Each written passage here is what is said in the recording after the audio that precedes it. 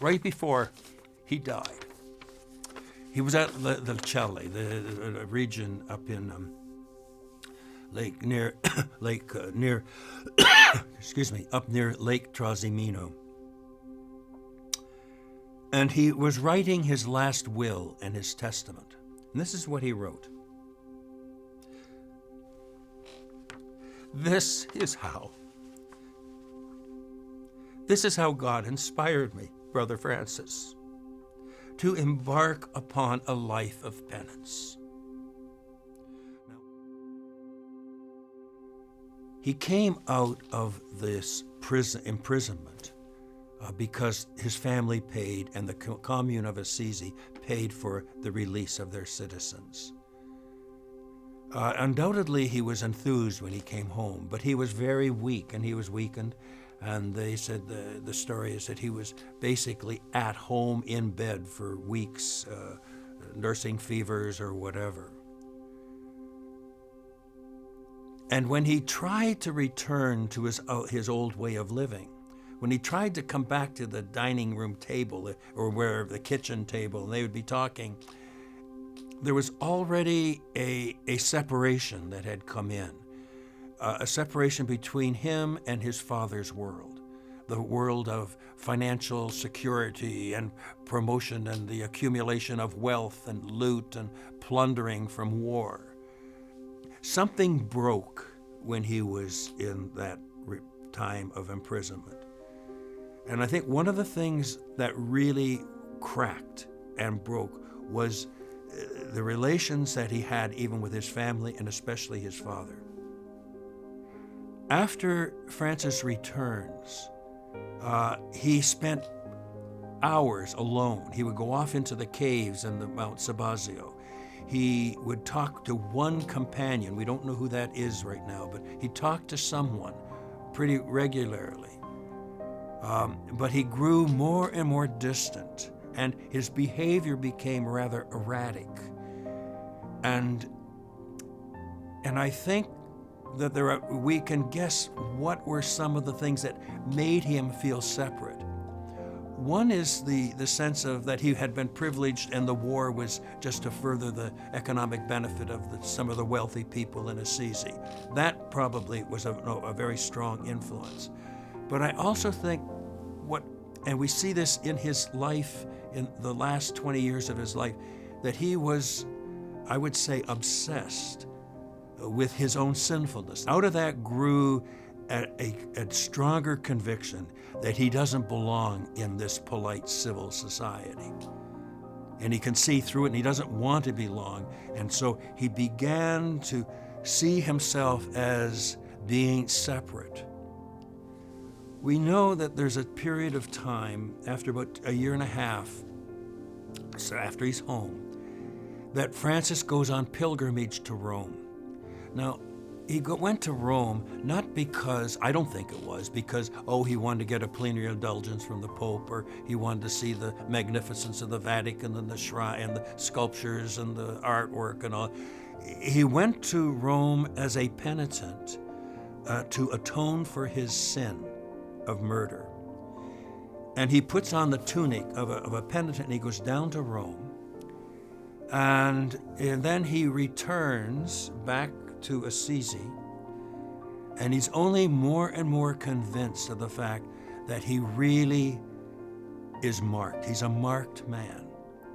He has, unlike his younger brother, he has blood on his hands, and how he had willingly participated in this terrible scene. So he's back home, but he's not at home.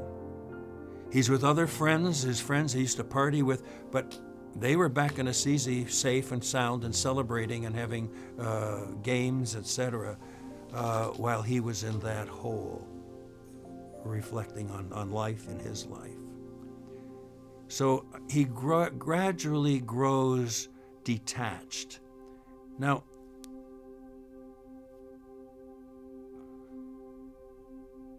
we tell the story in Franciscan's history that what happened in Francis, where he has his conversion, is that he one day, when he was out doing an errand or whatever, he came up against a leper.